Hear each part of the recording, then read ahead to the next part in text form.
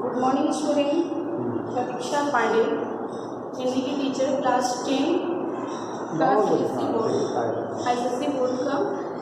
सूरदास के पद। आज हम लोग क्लास में क्या पढ़ेंगे? सूरदास के पद, हिंदी साहित्य सागर का सूरदास के पद। ठीक है, ये एक कविता है जिसमें सूरदास ने कविताओं के माध्यम से श्री कृष्ण के बारे में बताया। ठीक है, तो आज हम लोग क्या पढ़ेंगे? सूरदास के पद। ये पद भाग का है, क्लास 10,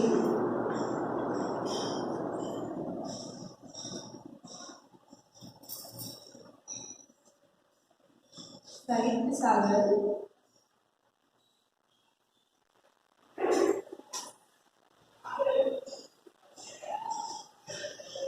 साहित्य सागर का चैप्टर 6 पद्य भाग। कौन सा है? पद्य का मतलब होता है कविता और गद्य का मतलब होता है कहानी। ये पद्य भाग है। पद्य भाग का थोड़ा जोर से बोलिएगा, जोर से बोलिएगा। पाठ 6, पद्य भाग का पाठ 6, जिसका शीर्षक क्या है? सूर्य के पद। जिसका शीर्षक क्या है? सूर्य के पद।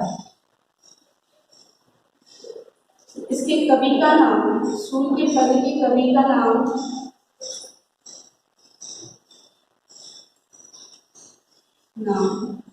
सूरदास।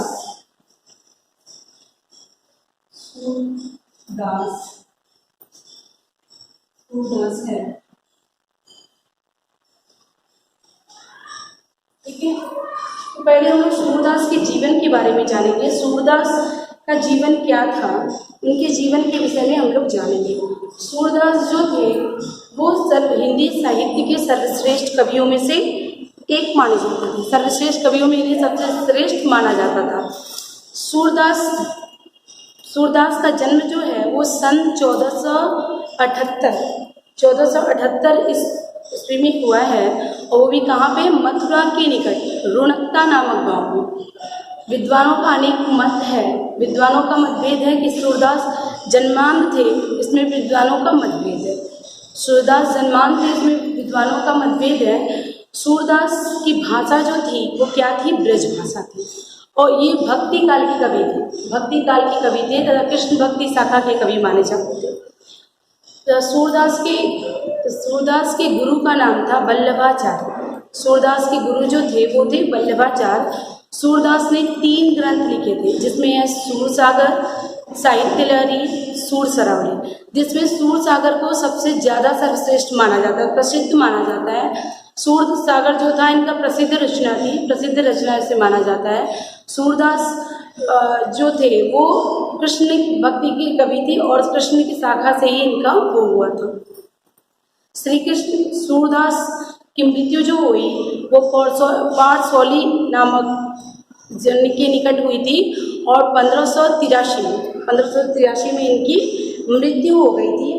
तो उनके बारे में हम लोग, जीवन के बारे में जान लिए। अब हम लोग पढ़ेंगे उनका जो पद है, सूर के पद, उसको हम लोग पढ़ते हैं। तुम लोग ध्यान से सुनना, किसी को कोई प्रॉब्लम होगा तो नेक्स्ट क्लास में पूछ सकते हैं। जसोदा हरि पालने झुलावे, हलरावे दुलरावे, महलावे जोई जोई कछु गावे।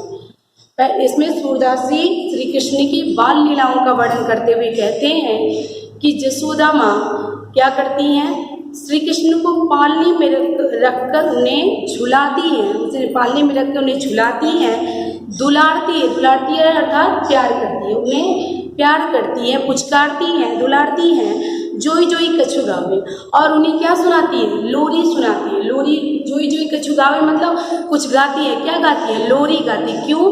क्योंकि लोरी वो इसलिए गाती हैं ताकि उन्हें नींद आ जाए, नींद लाने के लिए वो कृष्ण को लोरी सुनाती हैं। मेरे लाल को आओ निदरिया, वो नींद को उलेहना देते हुए कहती हैं कि नींद को उलेहना देते हुए कहती हुए हैं कि तुम आओ निदरिया। नींद को बुलाती हैं और कहती हैं मेरे लाल को आओ निदरिया, हे नींद तुम मेरे लाल के पास क्यों नहीं आती है? काहिन आन सुनावे, क्यों नहीं आके मेरे कान्हा को सुनाती है? तू काहे न आई बेग ही आवे तो को कान बुलावे। तुमको कौन बुला रहा है? कान्हा तुम्हें बुला रहा है, फिर भी तू क्यों नहीं आती है? तो नींद को लेना देती है। कबहू पलक हरी मूंद लेते हैं। श्री कृष्ण क्या करते हैं? कभी अपने पलकों को मूंद लेते हैं। पलक मतलब आंखों का ये जो पलक होता है उसको कभी मूंद लेते हैं, कभी अधर फड़कावे। कभी आंखों का जो ये अधर होता है उसको फड़काते हुए मन ही मन कुछ बुदबुदाते रहते हैं, बोलते रहते हैं। तो सोवत जान मौन कह रही है। सोवत जान को, सोते हुए जानकर सभी को यशोदा माँ क्या कहती है? मौन रहने के लिए बोलती है, शांत रहने के बोलती है, क्योंकि वो जानती है कि कान्हा जी सो गए हैं। कान्हा जो है वो सो गया है, नींद अवस्था में है, इसलिए वो उनके आसपास जितने भी लोग हैं उनको इशारे से यशोदा माँ क्या बोलती हैं? शांत रहने के लिए बोलती हैं, चुप रहने के लिए बोलती हैं। क्यों? क्योंकि उनको लगता है कि कान्हा क्या हो गए हैं? सो गए। यही अंतर अकुलाई उठे हरि जसुमती मधुर गावे। ऐसे ही जैसे ही चारों तरफ वातावरण शांत हो जाता है वैसे ही श्री कृष्ण क्या होते हैं? अकुला जाते हैं। अकुला जाते हैं, बेचैन होकर तुरंत उठ जाते हैं कि ये जो लोरी मैं सुन रहा था अचानक से ये क्यों शांत हो जाए। शांत होने के कारण श्री कृष्ण क्या हो जाते हैं? अकुला जाते हैं, बेचैन हो जाते हैं और बेचैन होकर उठकर बैठ जाते हैं। जो सुख सुर मुनि फिर जसुमती मधुर गावे। जसुमती क्या करती है? फिर मधुर गीत जो है, जो लोरी है वो फिर गाने लगती है और कृष्ण को सुलाने का प्रयत्न करने लगती है। जो सुख सुर अमर मुनि दुर्लभ सो नंद भामिनी पावे। जो सुख है, सुर देवता जितने भी मुनि सिद्ध मुनि हैं वो सुख पाने के लिए तरसते हैं। जो सुख पाने के लिए ऋषि सिद्ध मुनि है, देवता लोग हैं, वो सुख पाने के लिए तरस रहे हैं। उस सुख को कौन पा रहा है? यशोदा माँ पा रही है। उस सुख को यशोदा माँ पा रही है। जिस सुख को पाने के लिए सूर्य देवता जितने भी हैं, ऋषि मुनि तरसते रहते हैं। सूरदास जी कहते हैं वो सुख को कौन पा रहा है? नंद भामिनी। नंद मतलब होता है नंद बाबा, भामिनी मीन्स होता है पत्नी। तो नंद की पत्नी उस सुख को पा रही है। ठीक है, क्लियर? ये फर्स्ट पद था। सेकेंड पद जो है वो है, इसमें भी सूरदास श्री कृष्ण की बाल लीलाओं का वर्णन करते हुए यशोदा माँ जब श्री कृष्ण को माखन खिलाती है, माखन खिलाते हुए कृष्ण जो लीलाएं करते हैं उस लीलाओं का वर्णन सूरदास ने इस पद में किया है। खीजत जात माखन खा।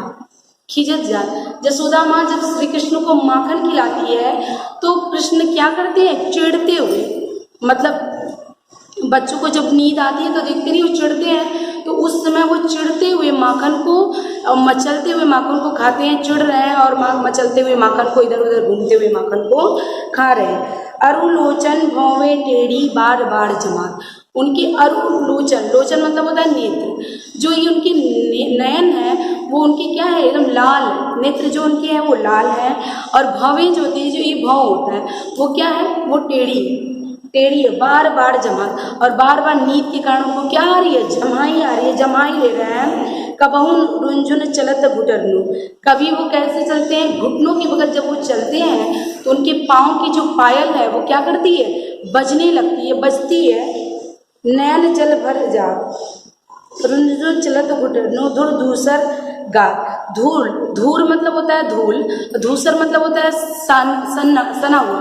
तो उसमें उनका धूल में उनका शरीर जो है, गात मतलब होता है शरीर उनका क्या है? धूल से पूरा सना हुआ है, लिपटा हुआ। उनके शरीर में पूरा धूल लगा हुआ है।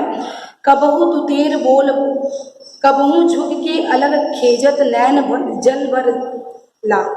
कभी वो क्या करते हैं? तोतली भाषा में कुछ मन ही मन, जब चिढ़ के वो तोतली भाषा में कुछ ही मन ही मन कुछ बोलते रहते हैं। और यशोदा माँ की बातों से पीछा छुड़ाने के लिए, यशोदा माँ के हाथों से चंगुल से उनके बचने के लिए कभी वो किसको पुकारते हैं? तात अर्थात पिता को बुलाते हैं। पिता को अपने तोतली भाषा से पुकारते हैं, बुलाते हैं। सूर हरि की निरखी शोभा निमक तजत न मार। सूरदास जी कहते हैं श्री कृष्ण की बाल लीलाओं को देखकर यशोदा माँ इतनी मुग्ध हो गई है, इतना मतलब उनकी लीलाओं को देखकर इतना वो हो गई है, मुग्ध हो चुकी है कि वो सोचती हैं कि श्री कृष्ण की बाल लीलाओं को मैं निरंतर लगातार इसे देखती रहूं और ये बाल लीला हमारी आंखों से ओझल ना हो। सूर हरि की निरखी शोभा निमक तजत न भात। सूरदास जी कहते हैं कि माता यशोदा श्री कृष्ण की बाल लीलाओं को देखते हुए इतनी मोहित हो चुकी हैं कि वो नहीं चाहती हैं कि श्री कृष्ण की ये बाल लीला हमारी आंखों से ओझल हो।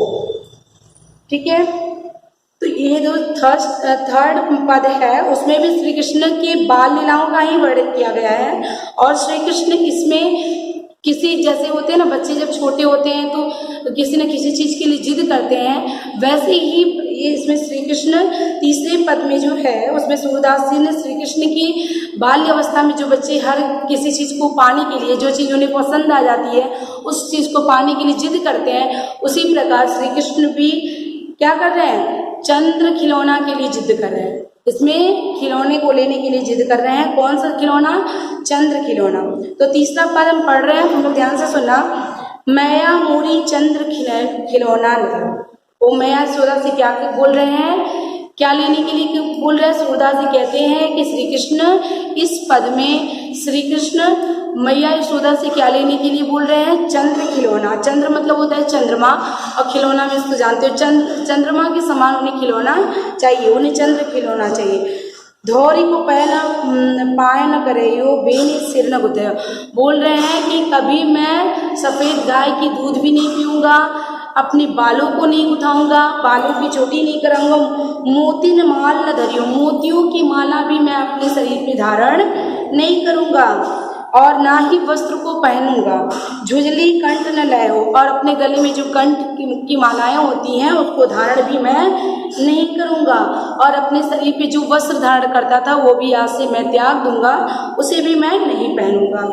जय हो लोट अभय धरनी पर तेरी गोद न लय। मैं अभी धरती पर लेट जाऊंगा, धरती पे लेट के सो जाऊंगा, लेकिन तुम्हारी गोद में मैं अब कभी नहीं आऊँगा, ना ही तुम्हारी गोद में आऊँगा। और मैं भले ही ज़मीन पे सो जाऊँगा, ऐसे धूल में ही लेट जाऊँगा, लेकिन आज से मैं तेरी गोद में नहीं आऊँगा। किसकी गोद में बोल रहे हैं? माँ यशोदा की गोद में नहीं जाने के लिए बोल रहे हैं, और बोल रहे हैं कि मैं तुम्हारी गोद में नहीं आऊँगा, भले ही मैं ज़मीन पे और धूल में सना हुआ ही पड़ा रहूँगा, लेकिन मैं तुम्हारी गोद में नहीं आऊँगा। लाल कहे हो नंद बाबा को तेरी सूत न कहे हो। और जसोदा माँ को धमकी देते हुए क्या बोलते हैं? जसोदा माँ को धमकी देते हैं और बोलते हैं कि तेरी गोद में मैं नहीं आऊँगा, ना ही तेरा पुत्र कहलाऊँगा। आज से मैं किसका पुत्र हूँ? नंद बाबा, अपने पिता का पुत्र कहलाऊँगा, तेरा पुत्र नहीं कहलाऊँगा। आज से मैं तेरा पुत्र भी नहीं हूँ। और माँ यशोदा को उलेना देते हैं और उन्हें धमकाते हुए बोलते हैं कि आज से मैं तेरा पुत्र नहीं कहलाऊंगा, आज से मैं नंद बाबा का ही पुत्र कहलाऊंगा।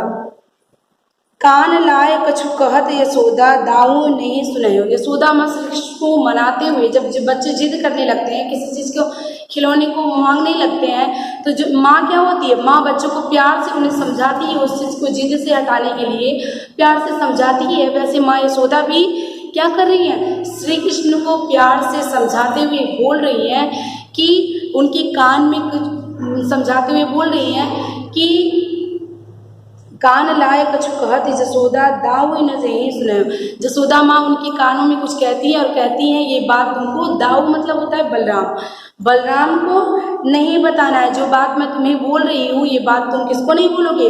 बलराम को नहीं बोलोगे। चंदा हूँ तो अति सुंदर तो ही, चंदा से भी सुंदर, चंदा से भी सुंदर किसको लाऊंगा? चंदा हूँ ते अति सुंदर तो ही नवल दुल्हना ब्याहो। क्या बोल रही है जसोदा माँ कि चंद्रमा से भी सुंदर मैं तुम्हारे क्या लाऊंगी? दुल्हनियाँ लाऊंगी। दुल्हनियाँ मतलब शादी जब करते दुल्हन को लाते हैं उसे दुल्हनियाँ बोल रही है। तो बोलती है नवल दुल्हन, नवल में तो होता नया, दुल्हनियाँ मतलब नई दुल्हनियाँ। तो उसे बोलते हैं, श्री कृष्ण को बोलती है यशोदा माँ कि चंद्रमा के से भी सुंदर मैं तुम्हारी कौन क्या लाऊंगी? दुल्हनियाँ लाऊंगी। तेरी सौ में री सुन माया।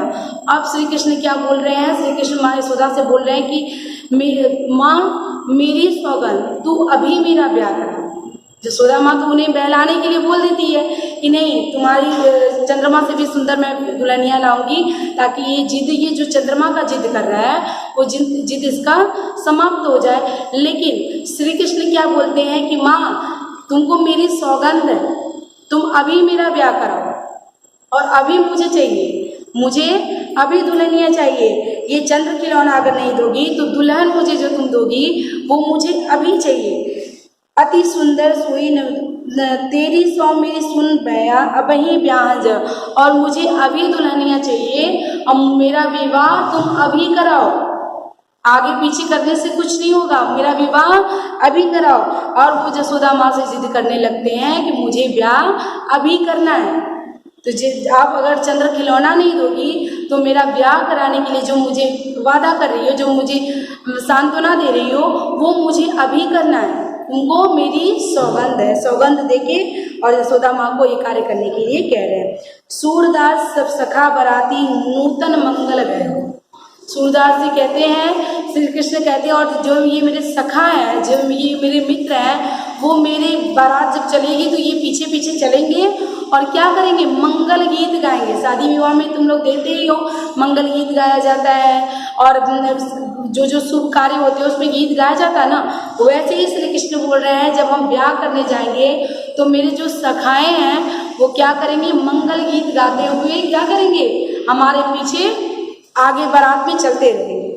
तो ये है सूरदास जी जो है वो श्री कृष्ण की बाल लीलाओं का इस प्रकार वर्णन किए, जो कि सूरदास क्या थे, जन्मांध थे, मतलब अंधे थे, उन्हें कुछ दिखता नहीं था, लेकिन उस श्री कृष्ण का बाल लीलाओं का इस प्रकार वर्णन किए हैं जैसे लगता है कि श्री कृष्ण उनके साक्षात आंखों के सामने ये सब लीलाएं कर रहे हैं। वो इस तरह से अपने पदों के माध्यम से श्री कृष्ण की बाल लीलाओं का इस तरह से चित्रण किए हैं जैसे लगता है श्री कृष्ण की बाल लीलाएं हमारे आंखों के सामने प्रत्यक्ष रूप से अपने आंखों के सामने देख रहे हैं, ऐसा लगता है। तो सूरदास का ये जो 3 पद है, पहले पद में तुम लोग को बताए हैं, यशोदा माँ श्री कृष्ण को पालने में झुलाती है, उन्हें झुलाकर उन्हें सुलाने का प्रयत्न करती है, और दूसरे पद में श्री कृष्ण को नींद आ रही है, नींद आने के कारण श्री कृष्ण जमाई ले रहे हैं और माखन खा रहे हैं, वो भी नीरस होकर खा रहे हैं। क्यों? क्योंकि नींद के कारण उन्हें कुछ भी अच्छा नहीं ले रहा है। कभी अपने बालों को खींचते हैं, बालों को खींचते समय उनकी आंखों में आंसू भर जाते हैं, और कभी उनकी आंखें क्या हो गई है, नींद के कारण लाल हो गई है और जमाई ले रहे हैं, जमाई बार बार जमाई ले रहे हैं। तो दूसरे पद में ये था। तीसरे पद में जो श्री कृष्ण के बारे में सूरदास जी ने बताया है, तीसरा पद क्या है, तीसरे पद में श्री कृष्ण की जिद, जो खिलौने के लिए बच्चे जिद करते हैं, उसी प्रकार श्री कृष्ण बाल रूप में जब अपनी माँ यशोदा से खिलौने लेने के लिए जिद कर रहे हैं। तो तीसरी पद में क्या था, श्री कृष्ण की जिद, खिलौने के लिए जो जिद होता है वो जिद के बारे में बताया है। तो सूरदास ने इस तीनों पद के माध्यम से श्री कृष्ण की लीलाओं का चित्रण वर्णन इस प्रकार किए हैं जैसे लगता है कि वो पाठकों के मन में या जो ये कविताएं सुन रहे हो, जैसे लगता है प्रत्यक्ष श्री कृष्ण की लीलाएं हमारे आंखों के सामने हो रही हैं, ऐसा लगता है। तो सूरदास को क्या है, सूरदास जो थे वो वात्सल्य रस के सम्राट माने जाते थे। क्यों? क्योंकि वात्सल्य रस जो होता है, जितना मार्मिक चित्रण ये किए थे उतना किसी अन्य कवि नहीं कर पाए थे। श्री कृष्ण की बाल लीलाओं का वर्णन जितना मार्मिक रूप से ये किए थे उतना कोई और कवि किया ही नहीं था, इसलिए इन्हें वात्सल्य रस का सम्राट कहा जाता था, बाल लीला का। और श्री कृष्ण की बाल लीलाओं का, इनकी जितनी भी कविताएं हैं या जितने भी पद हैं वो ब्रज भाषा में ही है, इनकी भाषा जो थी वो ब्रज भाषा है। इसलिए तुम लोग को ये जो तीनों पद बताए और तीनों पद में कृष्ण की लीलाओं के बारे में जो वर्णन श्री सूरदास ने किया है उसके बारे में हम तुम लोग को बताएं। अगर किसी प्रकार का कोई प्रॉब्लम हो, कोई समस्या हो या कोई कुछ पूछना हो, वो नेक्स्ट क्लास में तुम लोग पूछ सकते हो। इसको ये पद को, तीनों पद को पढ़ने के बाद कोई समस्या होती है तो वो नेक्स्ट क्लास में तुम लोग डिस्कस कर सकते हो।